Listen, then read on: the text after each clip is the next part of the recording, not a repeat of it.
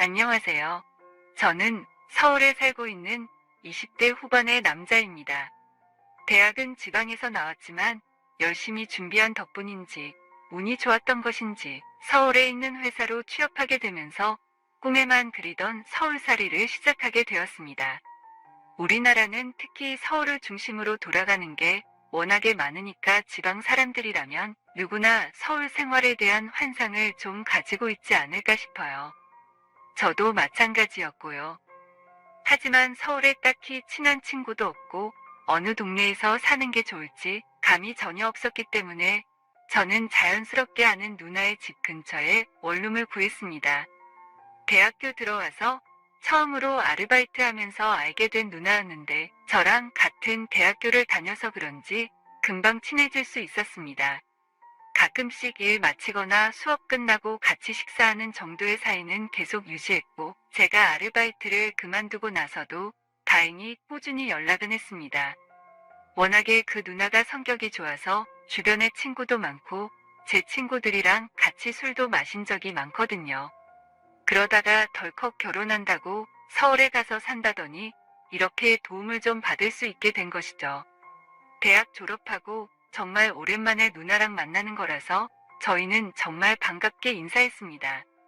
그 누나의 집은 제가 다니게 될 회사랑 거리도 그다지 멀지 않았고 누나 말로는 적당히 사람 살기 좋은 동네라면서 필요한 건 다 있을 거니까 크게 걱정하지 않아도 된다는 말을 믿고 온 것이었죠.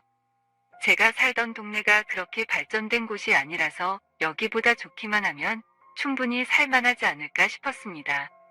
당연한 말이지만 처음에 서울 올라가서 살 때는 정말 엄청난 인프라에 깜짝 놀랐습니다. 가는 곳마다 커다란 마트가 있고 편의점이 필요 이상으로 많다고 느껴져서 이상하게 보이더군요. 영화관이나 번화가 또한 어딜 가나 있고 저희 동네에서는 보기 힘들었던 여러 매장들이 정말 많았습니다. 이게 바로 서울살이의 재미겠구나 싶었습니다. 누나는 저보다 2살 많고 결혼한 지 이제 4년 정도 된 유부녀입니다. 결혼하고 처음에는 직장 생활하면서 임신을 준비했지만 뜻대로 잘 안 됐고 그 후로는 직장까지 아예 그만두고 임신을 준비했다고 하더라고요. 처음에 자세히 몰랐을 때는 무슨 임신 준비를 한다고 회사를 그만두나 싶었는데 인공수정, 시험관까지 안 해본 게 없을 정도로 다양한 시도를 하는 모습을 보고 이해가 됐습니다. 분명히 뭔가 큰 문제가 있었던 것 같아요. 남녀 사이에 뜨거운 밤만 있다고 임신이 되는 건 아니라는 걸 그때 좀 많이 체감했습니다.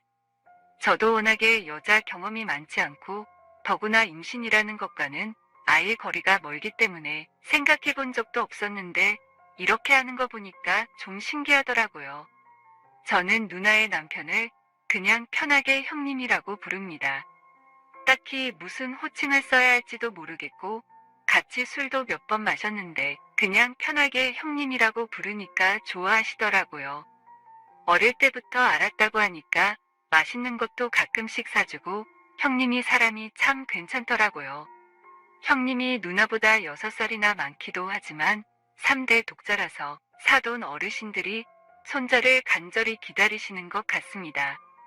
그러다 보니 자연스럽게 누나도 엄청난 스트레스를 받는 것 같았습니다.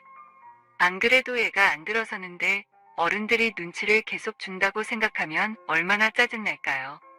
저 같았으면 한 번쯤 성질이라도 냈을 것 같은데 그 누나는 또 성격이 착해서 그런지 그냥 넘어간다고 하더라고요. 그래서 평일에 쉬는 날이면 집에서 혼자 있는 누나를 불러서 같이 밥도 먹고 커피도 마시면서 이야기도 많이 나누고 스트레스도 풀어주려고 노력합니다. 저라도 이렇게 안 챙기면 너무 우울해할 것 같았거든요.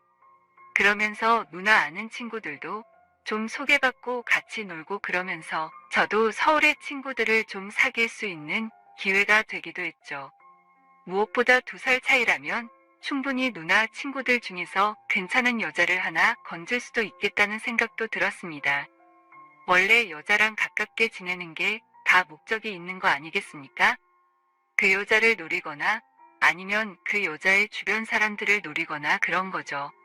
주말에는 형님과 같이 있다 보니 부르는 것이 다소 눈치가 보였습니다. 물론 저도 주말에는 쉬면서 저만의 시간을 보내고 싶었기도 하고요.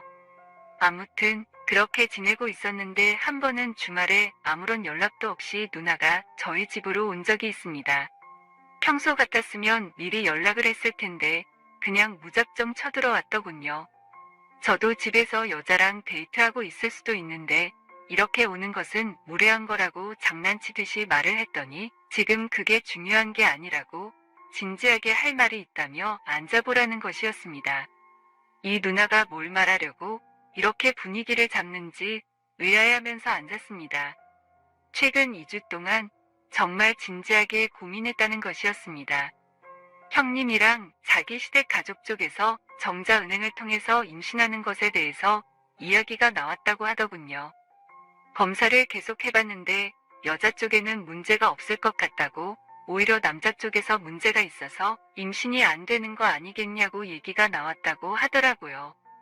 그래서 유명하다는 병원을 다 돌아다녀 봤는데 확실히 남자 쪽에 좀 문제가 있어서 아이가 안 생기고 있을 가능성이 크다는 진단을 받았다고 합니다. 그래서 정자은행이라는 말이 나온 것이었는데 저는 살면서 정자은행을 처음 들어봤는데 도대체 그게 뭐냐고 했더니 설명을 해주더라고요. 정확하게 이해는 잘 안 됐지만 아무튼 그런 게 있다고 설명을 듣는데 상당히 신기했습니다. 가격은 생각보다 엄청 비싼 편이었고요. 정말 이렇게까지 하면서 꼭 임신해야 하는 것인지 모르겠다며 하소연을 하는 것이었습니다.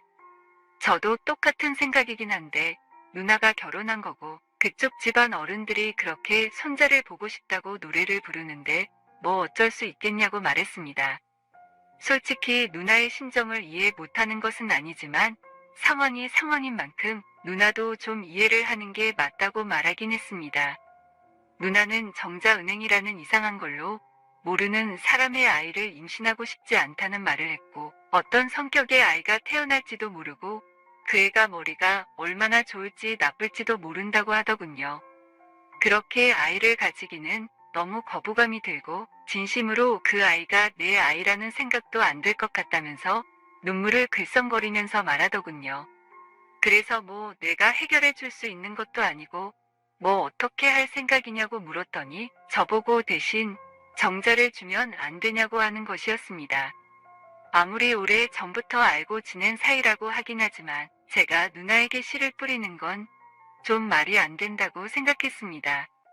정자를 준다는 게 손에서 손으로 건네는 것도 아니고 그림이 좀 이상하잖아요. 우리가 알고 지낸 세월이 지금 몇 년인데 어떻게 그럴 수 있겠냐고 말했습니다. 하지만 누나는 방법이 없다고 하더라고요. 너는 머리도 좋은 편이고 키도 큰 편이고 생긴 것도 준수해서 믿을 수 있다며 아예 누군지도 모르는 사람의 씨를 받아서 아이를 가지고 싶지 않다고 말하더군요. 그 마음이 충분히 이해는 갔습니다. 하지만 도저히 자신이 없더군요. 일단은 고민 좀 해볼 테니까 오늘은 집으로 돌아가고 다음에 다시 얘기해 보자고 말했습니다.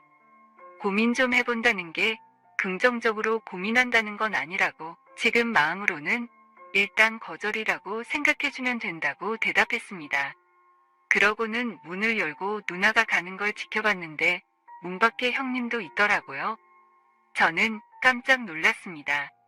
아니 형님은 왜 안 들어오시고 여기 계시냐고 했더니 같이 들어가서 말하긴 좀 그랬다면서 어릴 때부터 친했던 누나였는데 도와줄 수 있으면 꼭 좀 도와달라고 얘기했습니다. 형님까지 나서서 이렇게 하는 거면 정말 사안이 심각한 것 같더라고요. 마음이 너무 무거웠습니다. 아무리 그래도 다른 남자를 통해서 임신을 하는 게 정말 쉬운 결정이 아니었을 텐데 그놈의 애가 뭐라고 이렇게까지 해야 하나 싶더라고요.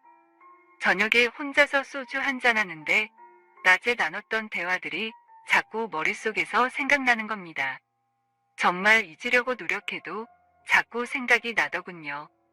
제가 만약에 형님이라면 차라리 애가 없었으면 없었지. 다른 남자를 통해서 아이를 가지는 것은 죽었다 깨어나도 상상조차 안 해볼 것 같거든요. 저렇게까지 나오는 걸 보면 얼마나 두 사람의 입장이 난처할까 싶기도 했습니다. 결국 이틀 뒤에 그 누나네 집으로 찾아갔습니다. 계속 머릿속에 맴돌아 미칠 것 같아서 단판을 지으려고 왔다고 했습니다. 그래서 어떻게 하길 원하는 거냐고 물어보았더니 누나의 요구사항은 간단한 것이었습니다. 올해까지 배란기가 5번이 남았다면서 그 시즌에 누나와 관계를 가지고 반드시 아이가 생겨야 한다는 것이었죠. 그렇게 되기만 하면 정말 큰 보상을 해주겠다고 하더라고요. 그래서 큰 보상이라는 게 뭐냐고 물었더니 아이가 생기나 안 생기나 500만 원을 주고 만약에 아이가 생기면 감사의 의미로 3천만 원을 주겠다고 하더라고요. 제가 직장에서 받는 월급이 200만 원 정도인데 그렇게 큰 돈을 한 번에 준다고 하니까 순간적으로 힘이 불끈 솟았습니다.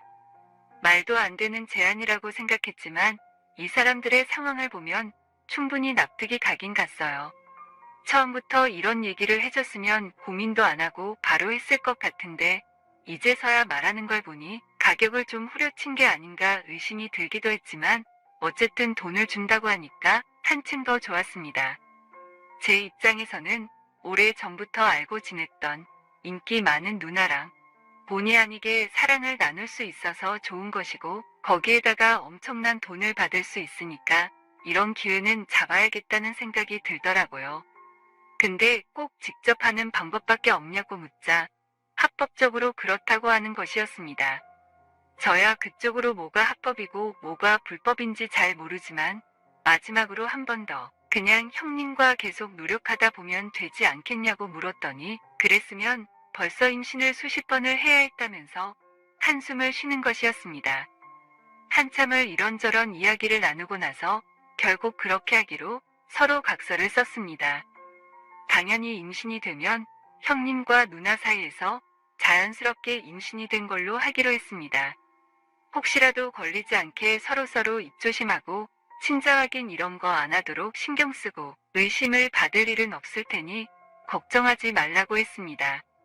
그래서 그 다음번 배란 시즌부터 누나가 우리 집으로 와서 일주일 정도 지내고 갑니다. 처음에는 정말 맨정신에 할 짓이 아닌 것 같아서 술이라도 마시려고 하면 안 된다며 눈 딱 감고 하라고 하더군요. 처음에는 정말 어색했습니다. 이성으로 딱히 보지 않았던 여자였기 때문에 더 어색했지만 확실히 그렇게 몸을 뒤섞다 보니까 여자로서 매력이 조금씩 보이는 것 같긴 하더군요. 하면 할수록 제 몸에서도 더 빠르게 반응이 오고 이 순간을 즐길 수 있게 됐습니다. 처음에는 누나도 어색했는지 소리도 잘 안 내고 제대로 즐기지 못하는 것 같더니 일주일만 딱 지나니까 그때부터는 오히려 이 상황 자체를 즐기고 있는 것 같습니다. 입도 맞추고 서로를 좋게 해주기 위해서 노력도 합니다. 이런저런 다양한 자세로 시도해 보기도 하고요. 당연히 이렇게 해야 또 그만큼 잘 되니까 제 입장에서도 어쩔 수 없는 것입니다. 그렇게 현재는 2개월 차 도전 중입니다. 저번 달에는 서로 어색해서 좀 서툴렀는데 이제는 저도 확실하게 방법을 좀 알겠더라고요. 그래서 지금은 생각보다 원활하게 잘 되고 있고 안전도구도 없이 마음껏 즐기고 있습니다. 한 번 할 때 최소한 3번 정도는 하고요. 체력적으로 정말 힘들긴 하더라고요. 아직 2번째를 진행하고 있어서 그런지 어색하기도 하지만 또 한편으로는 제법 재밌기도 합니다.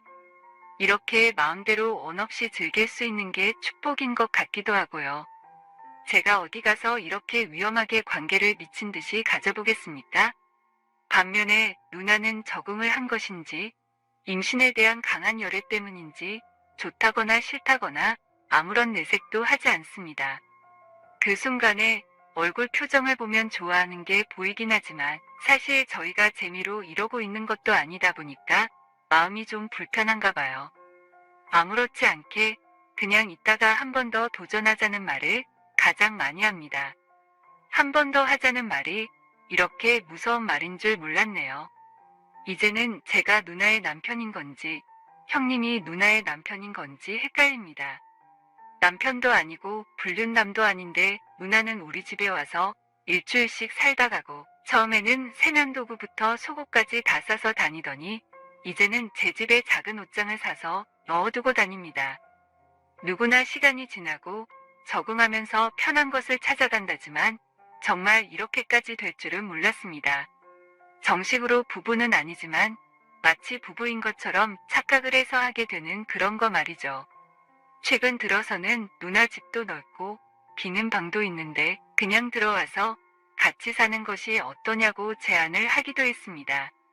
처음에는 아무 생각 없이 생활비도 줄이고 좋겠다고 생각했는데 옆방이나 거실에 형님이 있는데 누나랑 그래야 한다는 것이 너무 부담스럽고 생각만 해도 끔찍하더군요. 마치 카메라와 스태프에 둘러싸여 촬영을 하는 일본의 어떤 배우들이 생각나서 몸에 소름이 돋았습니다.